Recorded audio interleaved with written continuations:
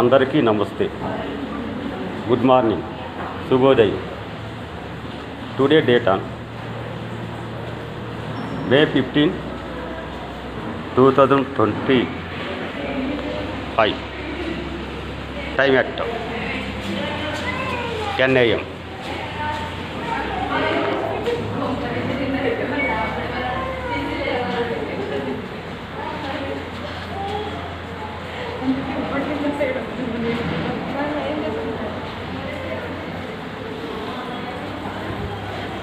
So ఈరోజు topic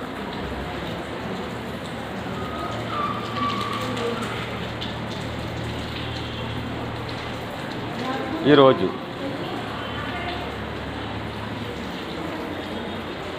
May 15, 2025. Time at 10 a.m. ముఖ్యంగా 52వ భారత సుప్రీంకోర్టు ప్రధాని government of India, our new 52 person of the appointment as Chief Justice of India, Mr. Sri Bhushan Ramakrishna Gawai. Congratulations, sir. He belongs to scheduled caste communities. All the best, sir. Congratulations. My behalf, Sri Kakinada Appanna, Bekam LLB, Lawyer PhD, working in Government Exam TP College, Charmer, Hyderabad, APTS, State Level Institution. So,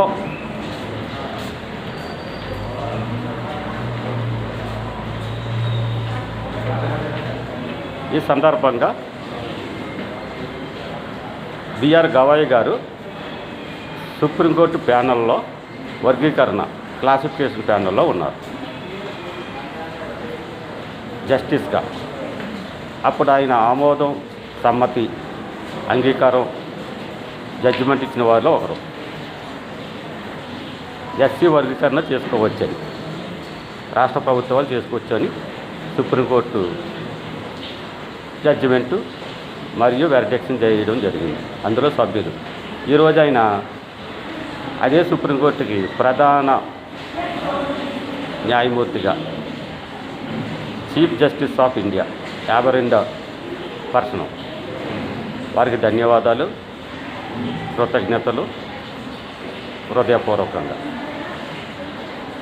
అయితే ఈ సందర్భంగా ఈ వర్గీకరణ విషయం టాపిక్లో led by Dosit against classification, because of under SC community belongs to which is to living existency. So far under discrimination as relief,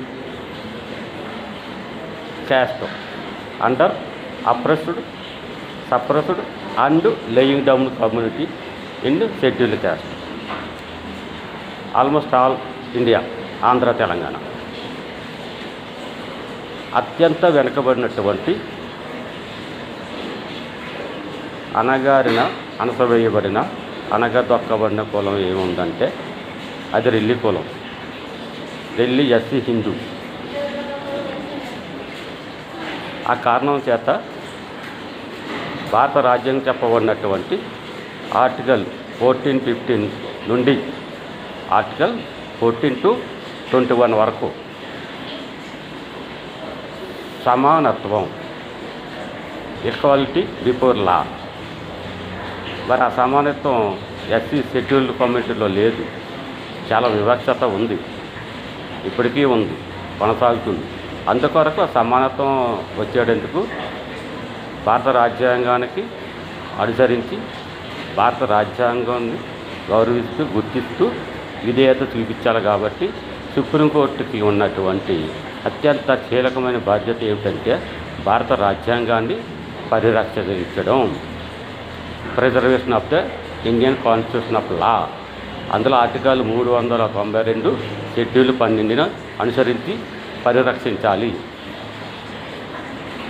ఆ ప్రయత్నంలో భాగంగా వర్గీకరణ రాజ్యాంగంలో చేర్చబడలేదు, చెప్పబడలేదని కొంతమంది అంటున్నారు. కాబట్టి వారికి లెడ్ బై డోసిట్ అజ్ఞాన తిమిరాంధ్య జ్ఞానాంజన శలాకయ్య చక్షురిన్మీలితం ఏనా తస్మై శ్రీ గురువే నమః.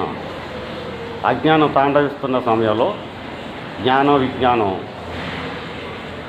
విశదీకరించాలి. కాబట్టి సుప్రీంకోర్టు జడ్జిమెంట్ ఇచ్చిన తర్వాత ఆర్టికల్ 141 ఏం చెప్తుందంటే రిట్ ఆఫ్ సెచరీ. ఈ వర్గీకరణ మీద గత 20 సంవత్సరాలుగా పరిశీలిస్తూ ఆగస్టు 1, 2024 జడ్జిమెంట్ ఇచ్చింది. వర్గీకరణ చేసుకోవచ్చు as social justice under before law equality. అది కాదనడానికి ఈ మాల సంఘాల వారు ఎవరు?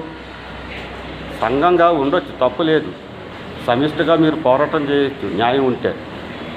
మరి ఎస్సీ కమ్యూనిటీస్లో ఆంధ్రాలో 61, తెలంగాణలో 59 మాలమాదిగా రెల్లి. మీకు తెలియదా ఎవరు అభివృద్ధి చెందారో? మరి ఎందులకు ఈ వర్గీకరణ మీద ఇంకొక విషయం తెలియాలి ఏంటంటే ఆల్రెడీ ఈ వర్గీకరణ విషయం అబేట్మెంట్ అయింది. అయితే తెలంగాణలో కానీ ఆంధ్రాలో కొన్ని మాల సంఘాల వారు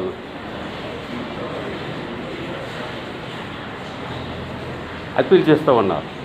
యాక్చువల్గా జడ్జిమెంట్కి వెరడిక్షన్కి తేడా ఏమిటంటే జడ్జిమెంట్ అంటే పరిశీలించిన పిమ్మట మీదట జడ్జిమెంట్ ఇస్తారు, తీర్పు. ఆ తీర్పు ఇచ్చిన తర్వాత మళ్ళా అవకాశం ఇస్తారు పిటిషన్స్ ఏమైనా ఉన్నాయా అని. స్పెషల్ పిటిషన్స్, పిల్లు, పబ్లిక్ ఇంట్రెస్ట్ లిటిగేషన్స్ అవన్నీ ఉన్నాయో లేదో చూసిన పిమ్మట, చదివిన పిమ్మట, పరిశీలించిన పిమ్మట మరలా ఒక్కసారి జడ్జిమెంట్ ఇస్తారు. దాన్నే వెరడిక్షన్ అంటారు. జడ్జిమెంట్ వర్సెస్ వెరడిక్షన్, తీర్పు తుది తీర్పు. కాబట్టి మరలా ఈ పిటిషన్స్ సుప్రీంకోర్టులో వేస్తూ ఉండడం వలన కాలయాపన జరుగుతుంది, మంచి సమయాన్ని వృధా చేస్తారు. కాబట్టి ఆ పిటిషనర్లపై ఫైన్ కూడా వేస్తారు, జైలు కూడా పంపిస్తారు. పూర్తిస్థాయి మీకు సమగ్రంగా as produce to reason as clearly and declaredly as judgement and verdiction. కానీ ఇక్కడ చెప్పబడిన ఆర్టికల్ 141 రిట్ ఆఫ్ సెచరీ supreme of the decisions judgement verdiction only for boss of supreme court only, that's it. But under trialers, under subordinate courts not taking certain issues and arguments and reviews. కింద subordinate కోర్టులు petitions తీసుకోకూడదు, review చేయకూడదు.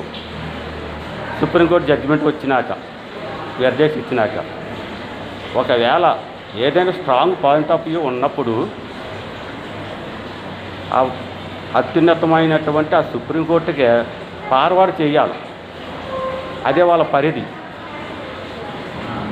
మండల court, district sessions court, high court of states ఉన్నాయంటే వారి పరిధి ఆ case విషయంలో స్ట్రాంగ్ విట్నెస్ క్రీడెన్షియల్ లభిస్తే అప్పుడు మరలా పరిశీలించండి అని పంపవచ్చు. అది లేని పక్షంలో సమయాన్ని వృధా చేయరాదు, అందువల్ల సుప్రీంకోర్టు బాగా పరిశీలించిన మీదటే వెరడిక్షన్ జడ్జిమెంట్ ఇచ్చింది.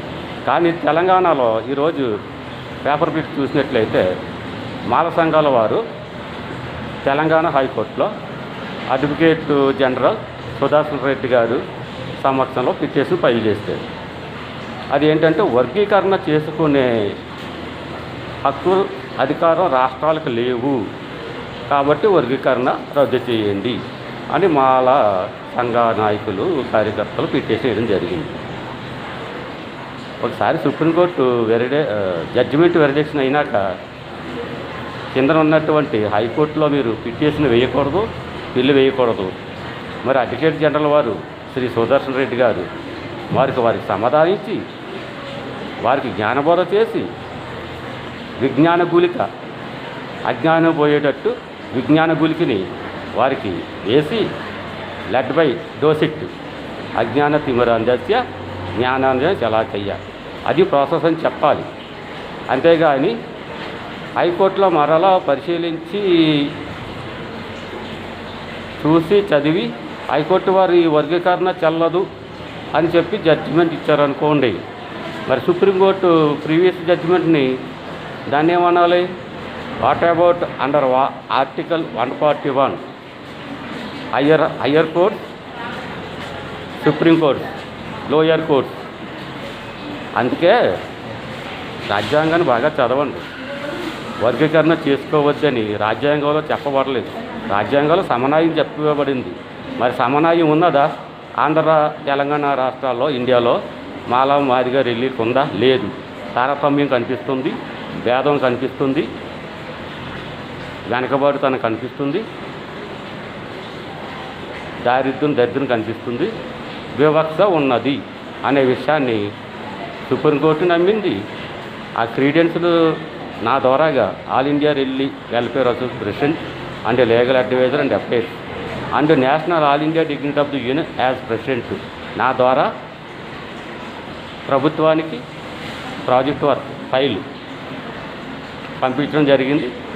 వారు నమ్మారు, సమ్మతించారు, ఆమోదించారు, అంగీకరించారు, వర్గీకరణ చేయడం జరిగింది.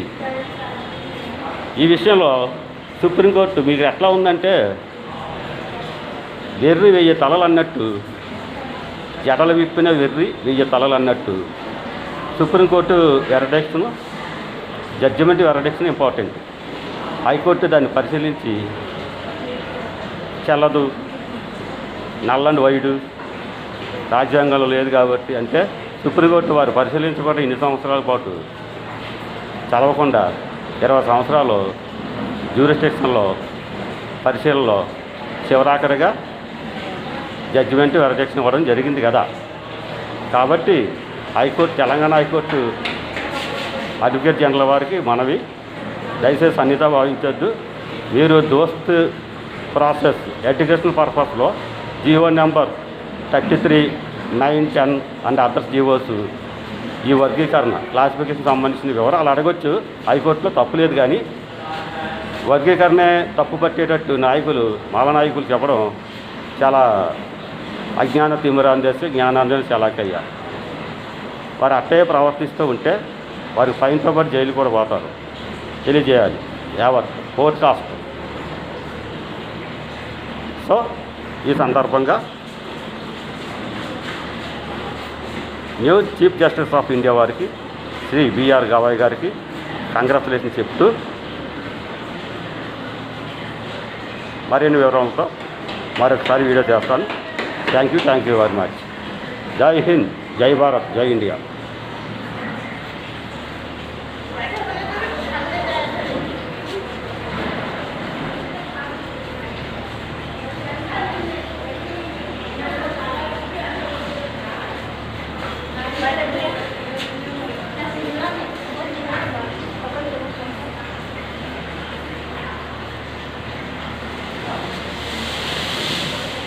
జన్మభూమికి జై, భారత్ మాతా की जय.